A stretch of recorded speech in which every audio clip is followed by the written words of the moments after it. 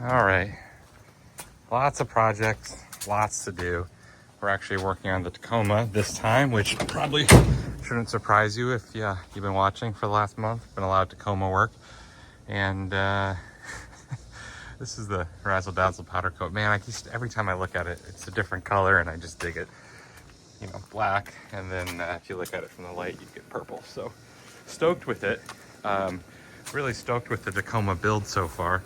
Happy with really everything, and we're gonna work on the front bumper today. So let's go get that installed and built and customized and the whole 9 yards. So it's a pre-made kit from I don't remember. It's been a couple weeks now, but one of the standard Tacoma pre-runner kits that you pay a decent amount of money for. And here's how it looked. Came on a pallet, fully welded. It's actually, I'm kind of sad it was fully welded, but we'll make do. And we're gonna try and powder coat it the same Razzle Dazzle, which involves cutting it, cutting the fully welded bumper. So let me talk you guys through my plan. The first thing first is skid plate. This is a 3/16 aluminum skid plate. We are going to CNC cut the front of this. So let's not mess that up. And let's not cut it in reverse and actually mirror it properly so it looks right. I'll remember to do that when we're designing it, but for now, leave that over here. The issue with the actual tube structure of this bumper, not the issue, I mean, it's a great bumper, but my issue is it doesn't fit in my 5-foot powder coat oven. So I'm gonna have to do something to the wings of this. And just for reference, here's how it fits right now, and obviously there's a myriad of other problems with everything resting on the cold ground and temperature and getting a nice smooth even coat, so this won't work. So I think what we're gonna do is start by cutting these wings, these like very tip wings a little bit, see if we can get it to fit in a way that would cook it properly, and use that as our first approach. And then when that inevitably fails, we will switch to the tube clamp approach. So let's cut these and see how it fits. All right, it still didn't fit. It's probably off by another 6 inches. So I could cut some more and then run 2 separate sets of tube clamps, one on the skinny bar and one on the 2-inch main hoop. I think it'll look ugly with tube clamps. So what I'm gonna do is get it on the welding table. I'm gonna cut off right here and right here, and then I'm gonna add my own tube, and we're gonna stubby this whole pre-runner bumper up. So a little bit of fabrication work to do, and then we'll powder coat it, because I think that will end up looking the best and allow me to use the powder coat oven, which obviously is a priority for me because painting is hard. So let's do that. Let's crank over the welding machine and everything else, and do some tube work, which I absolutely disdain. And you might be saying, Matt, you just cut off all of your front wheel protection, where the fenders are and everything. And you'd be correct.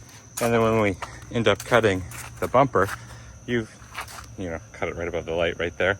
When you cut it, you're like, well, you've got nothing else to protect the body. And my answer to that is me, like 95, 98, 99% of you guys, am never gonna take my 2023 truck in somewhere where it really matters that much. I'm never gonna rock crawl my IFS front Tacoma or take it anywhere where it matters in that singular circumstance. And that's my answer for it. If I wanna go bash something up, I'll go take one of the several other vehicles being built or vehicles that I've had in my life and go bash that up. Actually, to be frank with you, my next project, I'm eyeing it right now, is a Suzuki X90 rock buggy on tons, half cabbed with the T-top. So that's the next wild off-road vehicle that we're gonna build. So my answer to the claims that you're taking away all the strength from the bumper is yes, not all of it, but partially yes, and also it really doesn't matter for the application. So if I just want to go overlanding and camping, I take the Tacoma. If I want to go rock crawl up Moab, I'm not going to be taking the Tacoma. So there you go. ground down where I cut that just so it matches the pretty weld. Ground off the outside. I don't know if I'm gonna go turn on the plasma cutter just to cut out some circles and fully close those. Then I might just buy some tube end caps and throw them on there. But nonetheless, there she is. Let's get this thing cleaned and prep for powder coat. Since hot air rises, I'm gonna have the furthest towards the door of the oven where it's coolest going this way, and have that towards the top, and then I'll pull the bottom end where it's coolest. So that's the way it is. Let's get this wiped down and get ready to spray the black base coat.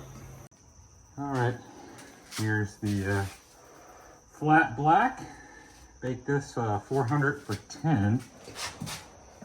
Should put a nice good coat on that. And then we will hit it with the little razzle dazzle.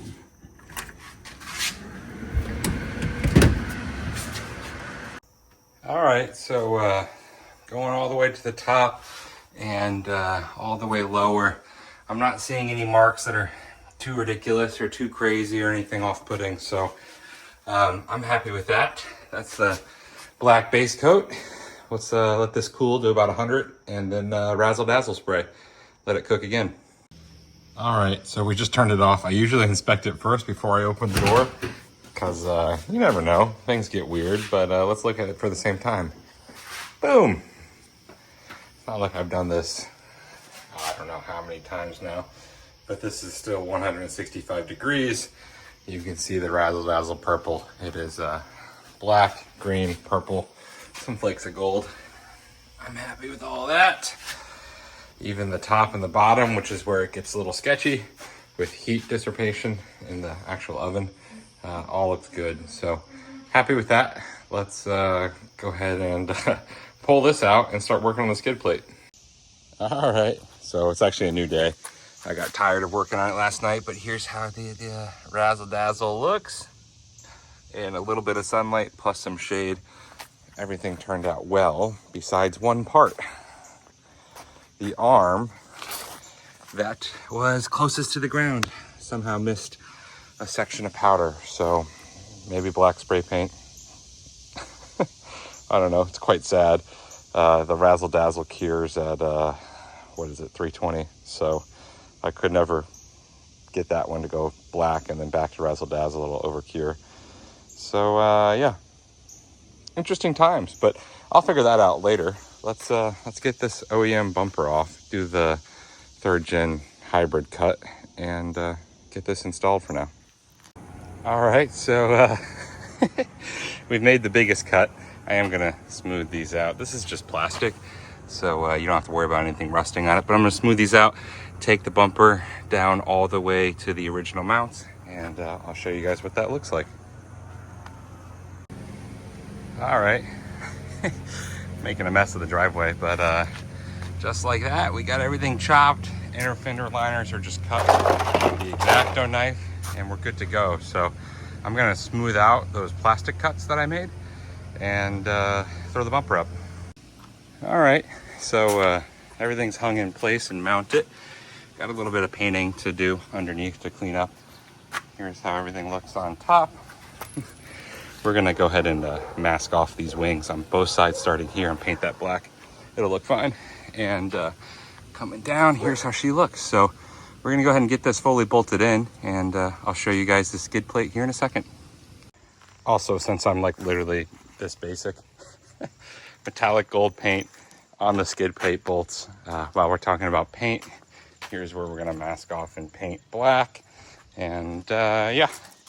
I think we've got like 5 minutes left on the old skid plate for the chrome base coat.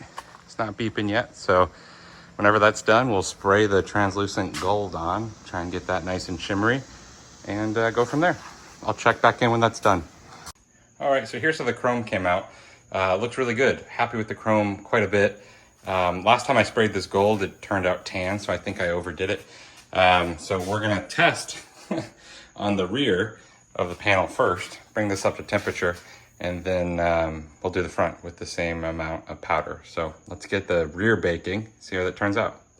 All right, guys, so actually I was gonna, I put the chrome base powder coat on already, so it's already chrome, the skid plate that is. I was gonna go gold, but I just really wasn't happy with how the gold was looking on the chrome overlay. I did the back of it first, so wasn't really happy. Wasn't the brightest candy gold, so we're gonna leave it chrome for now and call this project done. And then in the future, I can always take it off, wipe it down with acetone, get it nice and clean, and do a candy translucent over the chrome base coat. So it's future proof, and I think we're gonna call that one good. Here's how she looks. Nice big aggressive chops. That's how those fenders ended up looking. I like leaving everything wide open. Looks real good. Real good starting project for a TTV conversion. Just kidding, maybe. Either way, we're gonna call this one done. Stubby pre-runner bumper on a Tacoma. Installed, stoked.